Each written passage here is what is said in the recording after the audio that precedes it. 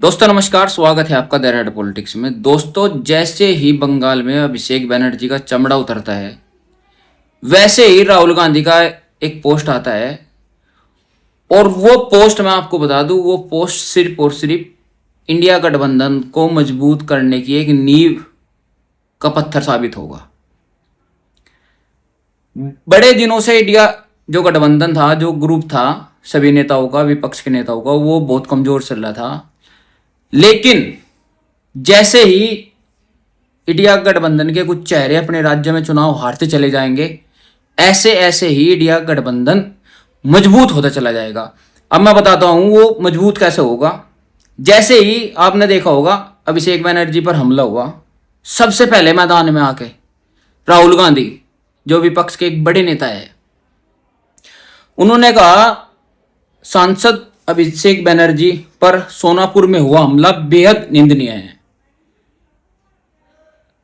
एक सांसद पर हमला, एक व्यक्ति पर हमला नहीं, यह उस जनता पर है जिसे उन्हें चुना है, और उस लोकतंत्र पर भी है जो हम सबकी साझी विरासत है।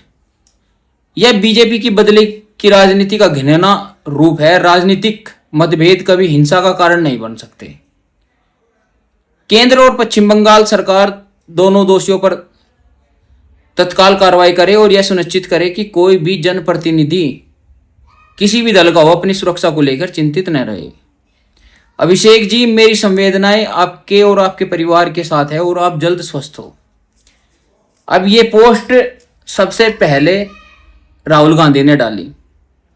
दोस्तों, ये 2029 की तैयारी है, जिसकी नींव राहुल गांधी बहुत दिन से भरना चाह रहे थे। लेकिन इंडिया गठबंधन के जितने भी नेता थे, वो सब अपने आप को प्रधानमंत्री मान चुके थे।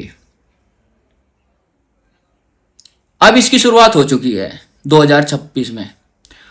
और आप मेरी ये बात लिख के रख लेना, 2029 तक जब लोकसभा के चुनाव हो गए, तब ये गठबंधन मजबूत हो चुका होगा। लेकिन इसमें एक ट्विस्ट है। ट्विस्ट क्या है? अभी 2027 में कुछ जगह इलेक्शन है, और जहां जहां इलेक्शन है वे भी, वहां के भी नेता ये सोच रहे हैं, जो विपक्ष में बैठे हैं, कि हम भी प्रधानमंत्री का चेहरा है। जैसे ही बीजेपी उन्हें उन पटखनी देगी, उनकी औकात उन्हें पता चल जाएगी, वे खुद राहुल गांधी के कदमों में आ जाएंगे। वे कहेंगे कि प्रधानमंत्री बनो तुम और मुख्यमंत्री बनेंगे हम। ये होगा, या आप मेरी बातों को ध्यान रख लेना। जो इंडिया गठबंधन के लोग सोच रहे थे ना कि हम भी प्रधानमंत्री बनेंगे, हम प्रधानमंत्री, सभी प्रधानमंत्री का चेहरा सोच रहे थे, धीरे धीरे उन्हें अपनी औकात पता चल चुकी है। इसमें पहला नंबर था ममता दीदी का। ममता दीदी का आपने वो बयान देखा जिसमें ममता दीदी क्या कह रही है? राहुल गांधी ने मुझे फोन करा,